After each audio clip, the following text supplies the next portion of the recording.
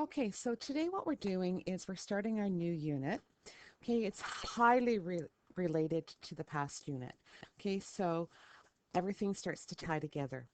So our goal today is I can create and interpret a scatter plot. Okay, so it's section 4.1. So now the work will take a little bit longer because you're making graphs.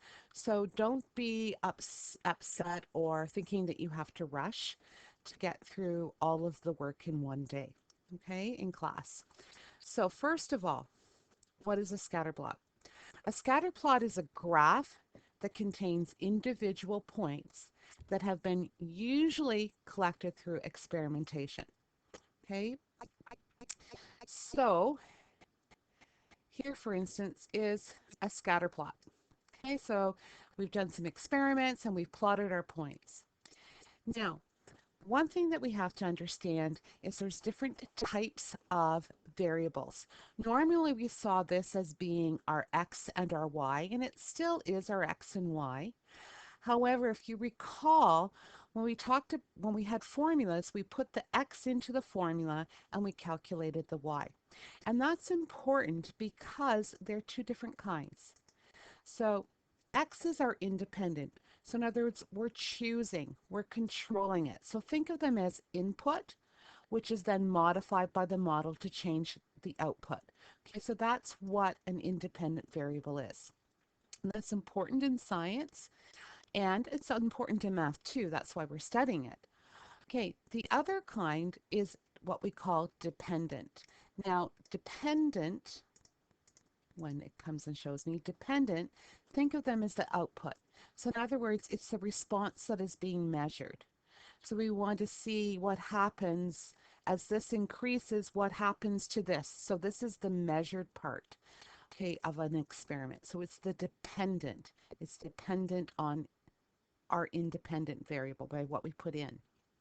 Okay, so that's kind of important, but let's take a look to see what that means when we're talking about actual questions. So identify the independent and dependent variable in each situation. So here is kind of the hypothesis or question. Does the outdoor temperature affect the amount of fuel needed to heat the house? Well, we kind of think that there's a relationship here, right?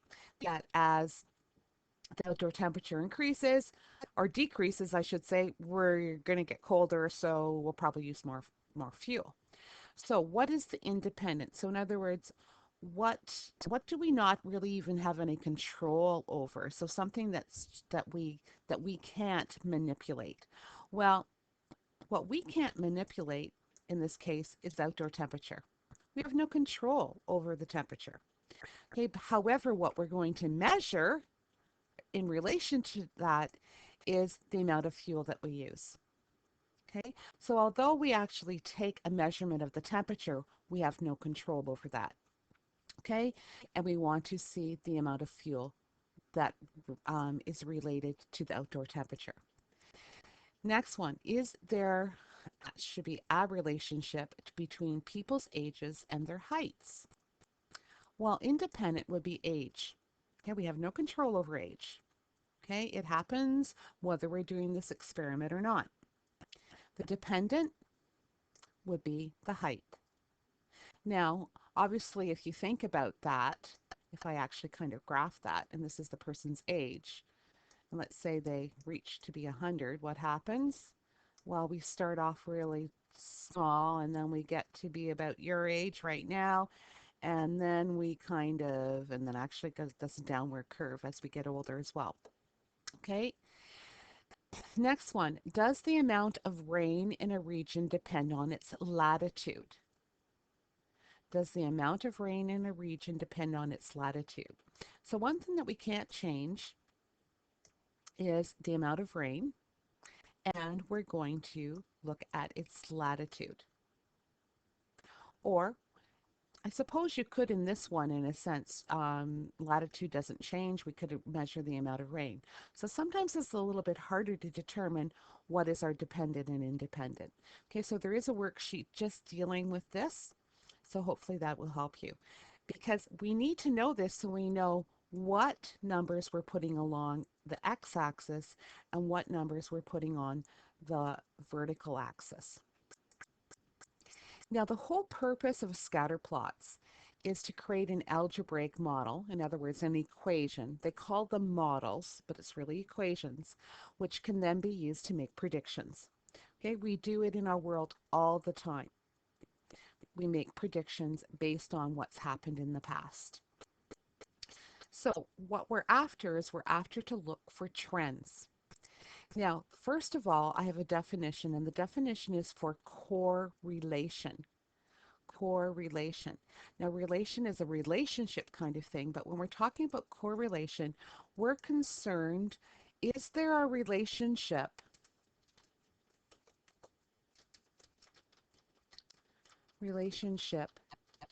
between variables? And not only that, there might be a relationship, but we're also concerned in the type of relationship, and we're also concerned in its strength.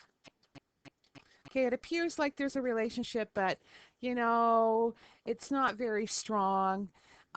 So other factors might be in play here. Okay, so that's kind of what a correlation is. Now, it's possible that there is no relationship. Okay, so if you look at, I have here in front of you 4 different scatter plots. Sometimes I've drawn a line, sometimes I haven't. Now, if I look at the first one, to try to find a relationship between these points, between the x and y axis. Well, to be honest with you, it kind of looks like a circle in a sense, but there is no relationship. Okay, so if there is no relationship, you don't draw a line of best fit. So you don't draw a line. Okay, so it's possible that you have something that there is no relationship. Okay, there is other kinds. Here we have what we call a strong, it's negative, and it's linear relationship. So all my points, see if I move that away, all my points are coming down negatively because I'm going from left to right when I'm reading, and you can see that the points are going down and the points are following that pattern pretty closely. So if I actually took this line and put it right here, all the points are roughly within that area. So that's why I say it's strong, linear because it's a straight line. Okay. If I look at the next one, also if you notice I have a line there as well, it looks like it's going straight up. So it looks like it's going positive. However, when I put my line here, you can see that the points are further away from my line. Also, I have this point way out here that doesn't seem to be fitting anything. We'll talk about what that point is in a second. So what happens is I would say that this was medium strength, it is positive, and it's linear. Now this point that's out here, this is what we call an outlier. It lies outside the general pattern. Okay, so we're just going to put that word outlier.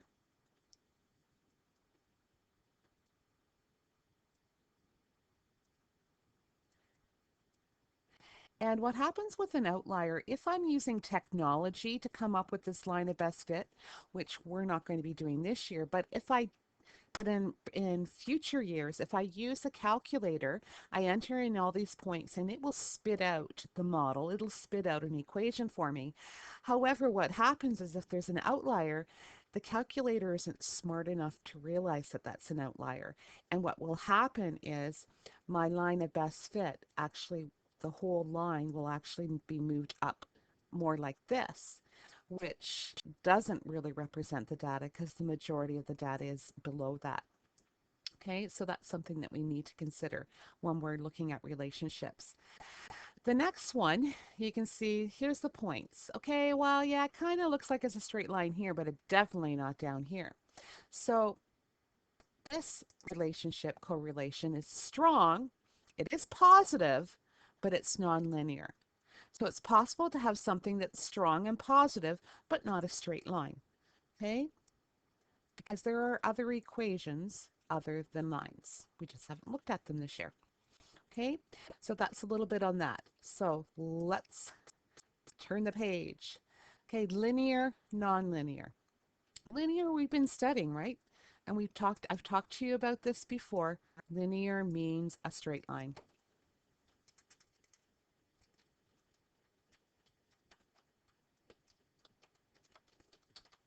Oops, line.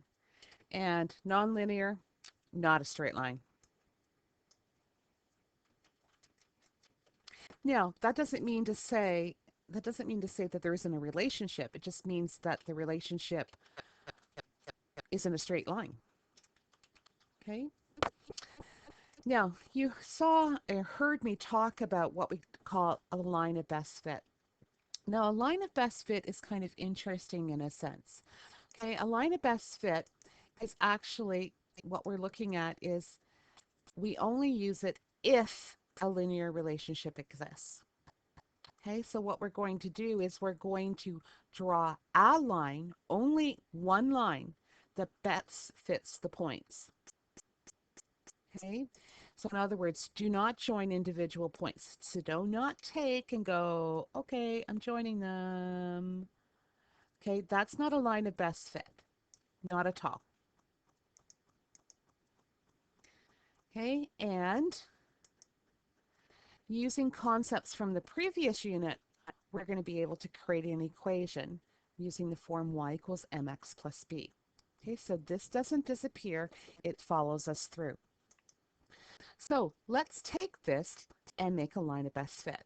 So I would take a ruler, and I'm going to make mine red, and I'll make it a little bit not as thick. Well, it appears that everything is going through, maybe something like that. Now, if you look at that, does that line fit that data? Well, not quite, because there's quite a few down here and only one up there. So it could be that I need to play around with it a little bit. Okay, now is that better? That's probably a better fit for the data. Okay, so some of it, as I said, a graphing calculator won't do quite as good a job as the human brain, because you're able to look at those dots and you're able to place that line in different places. Okay, so first of all, do I have the right slope, the right angle of that line? Next thing, am I going, should it be up? Should it be down? Okay, that's going to affect our B value, obviously. So if I put it like this, you can see what's going to be our B value. Well, it's going to be a negative number, obviously. Okay, so we're concerned about making a line, a best fit, that has the correct angle, so in other words, the correct slope, and that it affects the B value as well with that. Next terminology that we need to look at, and that has to do with extrapolation and interpolation. What the heck is that? No, we're not going to the North Pole or anything like that. So I'm going to just stop the video in case I run out of time. Well, actually, no, we're going to do it. Interpolation means I'm using my line of best fit within the data. So it means that I would be looking at, interpolation would be if I'm looking at something within this line. Extrapolation means I've extended my line. I have no data points to talk about, but I'm still going to use my line of best fit to talk about that. Okay, so extrapolation is making predictions based on the model outside the data that I have collected. So I'm just going to type that up for you. So that's what I would consider being for understanding. So making predictions within the range of the data collected, and extrapolation, extending the line to make predictions outside the range of the data. And as I said, when I was talking to you about this, it has to do with, if I look at this, there's within the data points. This one would be outside the data points. Okay, so we're going to look at an example now.